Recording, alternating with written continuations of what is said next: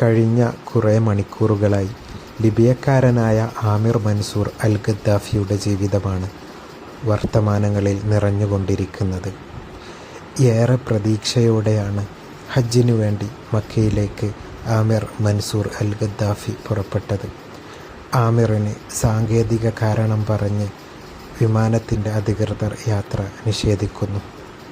തൊട്ടരികിലൂടെ വിമാനം പറന്നുയരുന്നത് ആ മനുഷ്യൻ സങ്കടത്തോടെ നോക്കി നിൽക്കുന്നു.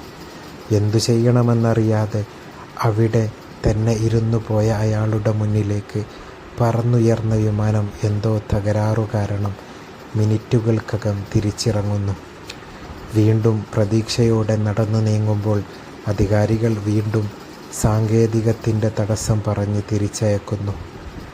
രണ്ടാമതും അയാളില്ലാത്ത വിമാനം പറന്നു. എന്തോ പടച്ചവൻ്റെ തീരുമാനം പോലെ വിമാനത്തിനു മുന്നോട്ട് നീങ്ങാനാകുന്നില്ല. രണ്ടാം വട്ടവും തിരിച്ചിറക്കുന്നു. മൂന്നാമത്തെ വട്ടം പറന്നുയരുമ്പോൾ അതിൽ ആമിറിനെ കൊണ്ടുപോകുമെന്ന് ക്യാപ്റ്റനും അധികാരികളും ഉറപ്പു നൽകി. അയാൾ ആ വിമാനത്തിൽ കയറി മക്കയിലേക്ക് തിരിച്ചു.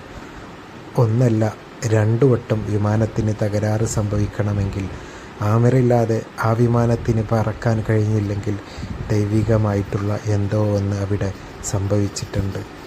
ആര് തടഞ്ഞാലും ആര് മാറ്റി നിർത്തിയാലും പടച്ചോനൊന്ന് തീരുമാനിച്ചിട്ടുണ്ടെങ്കിൽ അത് നമ്മുടെ ജീവിതത്തിൽ നടന്നിരിക്കും. ആമിറിൻ്റെ ജീവിതം അതാണ് നമ്മോട് പറഞ്ഞു തരുന്നത്.